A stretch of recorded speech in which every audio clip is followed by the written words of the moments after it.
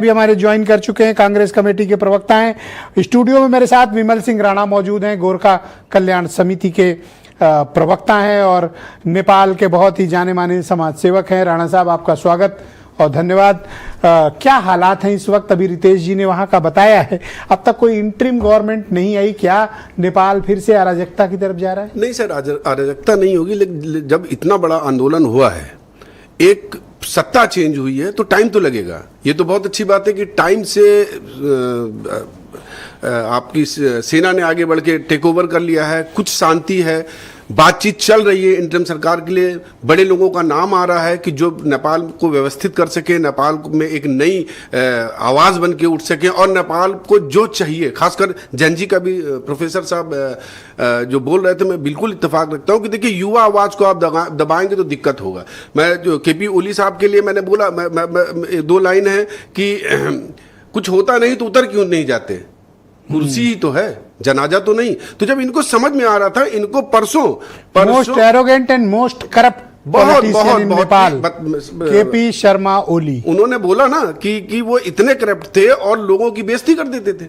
वो इतना अहंकारी आदमी था कि उसको सत्ता इतना प्यारा था, वो किसी के लिए अभी रितेश जी बता रहे थे, रितेश जी ने अहंकार में डूबा हुआ एक नेता जिसकी अपनी कोई औकात नहीं थी, जिसे अपमानजनक तरीके से काठमांडू से भागना पड़ा और छिपा कहाँ है नहीं पता। इसलिए मैं कहता हूं, देखो, ताकत और सत्ता हमेशा नहीं होती, गुरूर ना करो, बेइज्जती बहुत होती है।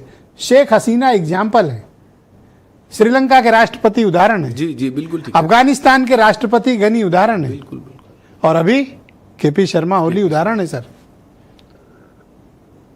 नेपाल का भविष्य क्या है अब? सर अभी कुछ नहीं, क्या इसी तरह चलता रहेगा? ऐसा नहीं चलेगा। पिछले लगभग 17-18 सालों से जो है अव्यवस्थित हुआ है, उसके लिए सर समय लग रहा है और लगातार। बट अनफॉर्चुनेटली आप इंटरनेशनल कम्युनिटी को निराश करते हैं। जब से आपने राजशाही से लोकतंत्र में लोकशाही की तरफ गए, आपने हमें निराश किया है। बिल्कुल, राजशाही को हटा के लोगों ने ये सोचा था कि नेपाल में नया उदय होगा, एक अच्छी व्यवस्था बनेगी, लोगों को रोजगार मिलेगा, भ्रष्टाचारों से मुक्ति मिलेगी। पहाड़ अपने आप में बड़ी दिक्कतों में है। पहाड़ में वैसी जनजीवन बड़ा असंतोषजनक, बड़े दुर्गम जगह में उन लोग रहते हैं। पानी की व्यवस्था करना और खाने की व्यवस्था करना, उसमें अगर सरकार से जो उम्मीदें की जाए पूरी ना हो तो ऐसा असंतोष। 17 साल 15 सरकारें और 4 से ज्यादा लोकतंत्र की दुर्दशा किसी और मुल्क में आपको कहां दिखेगी? नहीं दिखी सर, नहीं दिखी। लोकतंत्र सर का प्रयोग सफल नहीं। मैं लोकतंत्र का हिमायती हूं, मैं राजशाही के खिलाफ हूं, व्यक्तिगत रूप से मैं आपसे कह रहा हूं। लेकिन जो लोकतंत्र आप लोग चला रहे हैं सर, वो एक सफल लोकतंत्र नहीं है।